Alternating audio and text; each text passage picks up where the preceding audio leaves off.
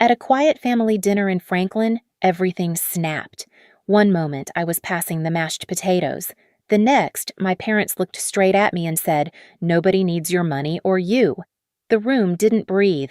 My sister nodded, almost relieved to finally say it out loud. I felt the air collapse around me like the whole table had already rehearsed this moment without me. I didn't argue. I didn't cry. I stayed silent. Because while they thought they were cutting me out, they had no idea what that silence really meant, or what I was about to do next. And trust me, none of them saw it coming. I used to believe that distance was the only thing standing between me and a normal family. Living in San Francisco, working long hours as a software engineer, I told myself I was just too busy, too far away, too caught up in deadlines to be present the way they wanted. But the truth sat deeper than that, buried under years of unspoken expectations and the kind of history families pretend to forget. Growing up in Franklin, life never felt easy. Our small house always smelled like motor oil from Dad's work clothes and fabric softener from Mom's quilts. Money was tight enough that even the walls seemed to hold their breath. I remember the nights when the recession hit hardest, Mom whispering about overdue bills, Dad pacing the hallway, and me pretending to sleep while I listened through the thin drywall. Back then, I thought if I worked hard enough, I could pull us out of that darkness somehow. Madison, my younger sister, used to crawl into my bed whenever the shouting got loud. She'd clutch my arm and ask, "We're not going to lose the house, right?" I'd tell her no, even when I wasn't sure myself. I was 12, she was 10, and I somehow decided it was my job to carry her fears along with my own. That promise stuck to me like a second skin. School became my escape. I studied under a flashlight so I wouldn't wake her up. Teachers pushed me toward computers, saying I had a mind built for solving chaos. By high school, I was winning coding competitions and dreaming of a life bigger than Franklin one without the weight of past due notices or cold dinners eaten in silence. When I earned a scholarship and left for the city, I carried more than luggage. I carried guilt and a sense that I was leaving Madison behind in the very storm I'd promised to shield her from, but I didn't disappear. Every paycheck I earned felt like a new chance to fix something back home, the cracked pipes, the leaking roof, the repairs Dad couldn't afford. I sent money quietly without ceremony because that was how love operated in our family, unseen, unspoken, expected. Madison had dreams too. A small boutique, a place to sell her designs, something she'd talked about since she was a kid. Helping her felt like fulfilling that childhood promise in a way words never could. A loan here, a payment there, and eventually an SUV to help her run the business. Somewhere along the way, though, Madison's gratitude faded into something sharper. She'd joke about my big city life or call my help charity. Dad bristled whenever I made an offer to fix something. Mom shifted her tone whenever I mentioned visiting, as if my presence was an inconvenience, not help. Still, I hoped that family dinner would be different, a chance to reset, a chance to feel like I still belonged. But I misread everything, every silence, every shrug, every tight smile, and by the time I realized the truth, the damage had already been waiting for me at that dinner table. The moment I walked into my parents' dining room that night, something felt off. Not loud, not obvious, just a heaviness like the air had already decided what was going to happen before I even took my seat. Mom barely looked up when I came in. Dad gave a stiff nod. Madison flashed a smile that didn't reach her eyes, the same practiced one she used when she wanted to hide irritation behind politeness. I tried to ignore it. I asked about work, about the boutique, about how they'd been holding up. Each answer was short-clipped like they were checking off boxes in a script they didn't want to perform. At one point, Madison made a comment about my hair, so corporate with that sly little tone that made it sound like a compliment but felt like a slap. Dad muttered something about me being busy in the city, and Mom sighed dramatically when I offered to help with a few repairs around the house. It wasn't new.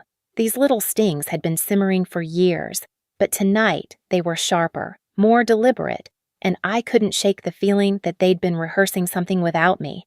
Dinner was served, and for a few minutes, everyone pretended to be normal. Forks scraped plates. Glasses clinked. Madison talked about her store being community-supported. Her words pointed as if rewriting history right in front of me. I almost corrected her but swallowed it. I'd told myself I came to reconnect, not to argue. Then it happened. Dad set down his fork. The sound was too loud in the quiet room. He looked straight at me, expression hard, almost resentful. "We don't need your money, Kimberly. Mom didn't miss a beat. Or you." She added the words, sliding out, smooth practiced. For a second, I just blinked. I thought I misheard. My ears rang. My chest tightened. The room tilted ever so slightly. But then, Madison leaned back in her chair, crossed her arms, and said it. "She's right. Nobody needs your money or you." It wasn't a whisper. It wasn't hesitation. It was agreement. Cold. Final. Like she'd been waiting for someone else to say it first. I looked around the table searching for any flicker of doubt, any sign that someone might speak up for me. But every pair of eyes avoided mine. That was the moment everything snapped, not because they rejected me, but because I finally understood they'd already decided I didn't belong, and they'd decided it long before I ever sat down at that table. I didn't remember standing up from the table. One moment Madison's words were echoing in my head, and the next I was outside on the porch, breathing in the cold Tennessee night as if it could wash the sting off my skin. The air tasted like winter, sharp, metallic nothing, like the warmth I used to imagine when I pictured home. I leaned against the railing, letting the silence settle.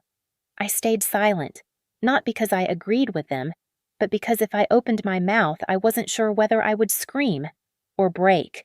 I walked to my car without looking back. No one followed. Not Mom, not Dad, not Madison. For years, I had been their emergency fund, their fixer, their safety net. And now, in the moment, I needed even an ounce of empathy. The entire table stayed seated, like my absence made dinner easier. At the hotel, the room felt too clean, too quiet, like a blank page I didn't know how to fill. I sat on the edge of the bed, replaying their voices, their expressionless faces, the way Madison didn't even flinch when she echoed, "Nobody needs you." I pressed my palms against my eyes until stars burst. Then my phone buzzed. Elena Cook. She wasn't someone who called casually. She knew I didn't like surprises. I answered with a shaky breath. "Kim, did something happen tonight?" Her voice was cautious, almost bracing. I swallowed. "Why you need to check Madison's Instagram. Right now." My stomach tightened. I opened the app, searched my sister's page, and felt the last bit of hope drain out of me. There she was standing inside her boutique, smiling like her life was a fairy tale captioned, "Built this empire from nothing." Self-made and proud. Post after post said the same thing. No mention of the payments I'd sent home. No mention of the inventory loan. No mention of the SUV she drove that was still under my name. Just Madison the town's self-made star basking in praise that wasn't hers alone. That's not even the worst part, Elena said. Her friend Erica commented that she never took a handout. People in Franklin believe every word. Something in me shifted. The anger I felt at dinner sharpened, crystallized into clarity. I wasn't just rejected. I was erased. I opened my laptop. My fingers hovered above the keyboard, trembling, but not from hurt anymore. From certainty. If they didn't need my money, if they didn't need me, then I didn't need to keep holding everything together. I searched for the SUV's title first, then the loan papers for Madison's store. Payments, bills, transfers, years of quiet support staring back at me in cold, undeniable lines. And for the first time that night, I didn't cry. I didn't fall apart. I just sat there breathing steady, realizing something they never expected. Silence wasn't surrender. It was the beginning of my pushback. I barely slept that night, not because I was crying, those tears had dried hours ago, but because my mind had shifted into a place I hadn't visited in years. A place of precision strategy clarity. The same part of me that once solved coding puzzles at midnight now examined every thread of my family's narrative and realized exactly where to pull. By sunrise, the sky outside my hotel window was washed in pale orange. Franklin was waking up coffee brewing trucks, starting people strolling into diners, but I felt strangely detached, as if I were observing someone else's town, someone else's life. I didn't bother going to my parents' house. I opened my laptop instead. Step 1. The SUV. The black SUV Madison loved flaunting posing next to it for her girl boss posts was still legally under my name. I had bought it outright, thinking it would help her deliver inventory, attend vendor markets, and build her boutique. I remember the look on her face when I handed her the keys. Gratitude, awe, the kind you can't fake. Funny how quickly that kind of gratitude erodes when pride takes over. I searched for the dealership's number and pressed call. "Hi, I need to initiate a repossession," I said steadily. "Yes, I'm the titled owner." The manager asked for paperwork. I emailed it within minutes. He hesitated. "Do you want to give notice?" "No," I replied. "Just retrieve it. Today." A strange calm washed over me. Not victory, not spite. Just release. While waiting for confirmation, I opened another tab. Step 2. The boutique loan.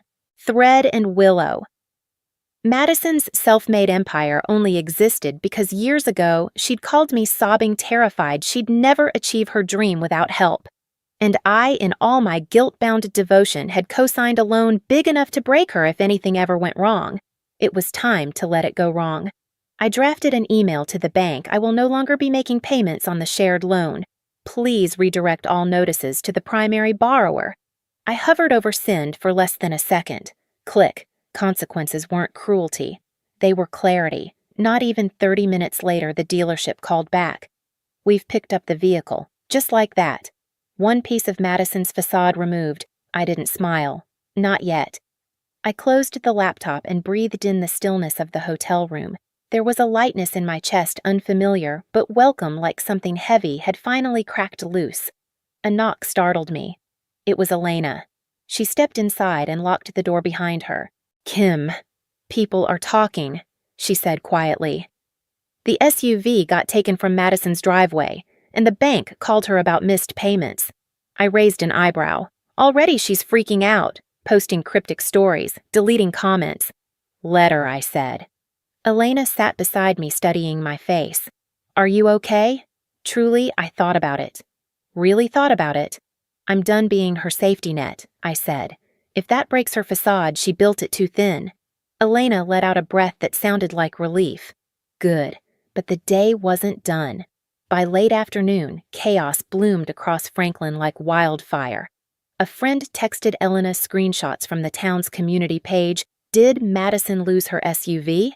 Thought she bought that herself. Heard her boutique might not make rent. Self-made, guess not. People who praised her yesterday were now dissecting her story, comparing timelines, realizing pieces didn't add up. The praise became suspicion. The suspicion became gossip. And gossip in a small town becomes reality. Then another text came, this time from Daniel, my cousin. "You might want to know. Madison's at the boutique crying. Scott's yelling. People are watching." I didn't rush over. I didn't crave the spectacle. But I needed closure. So I went. Thread and willow looked smaller than I remembered, like the paint had dulled overnight. I stepped inside without making a sound. Madison and Scott were mid-argument, voices low but heated. "You told everyone you built this alone," Scott snapped. "Why didn't you tell me about the loan? About the SUV? About any of it?" Madison's mascara streaked her cheeks. I didn't think she'd actually take them back." Scott shook his head, disgust thick in his voice. "You lied. To everyone." Then he noticed me. His face fell. Madison turned. Her expression collapsed from rage into panic. "You did this," she hissed, pointing at me like a child caught stealing. "You ruined my life." I didn't raise my voice. I didn't step back. I just met her eyes, steady and unflinching. I didn't ruin anything I said. I just stopped holding everything together. She blinked rapidly, tears spilling. "You're jealous," she spat weakly. "You always hated that people loved my boutique." I almost laughed, not because it was funny, but because the lie was so small compared to the truth. "Madison," I said softly, "I loved you enough to give you everything you asked for. You loved me enough to erase every trace of it. Silence. Heavy, thick silence. Scott looked between us, realization dawning. "You used her," he whispered to Madison. "All these years?" Madison broke. She slid to the floor, crying into her palms. "Why couldn't you just keep helping? Why did you take everything away?" I kneeled, not to comfort her, but to speak where she couldn't pretend not to hear. "Because you told me. Nobody needed me." I held her gaze.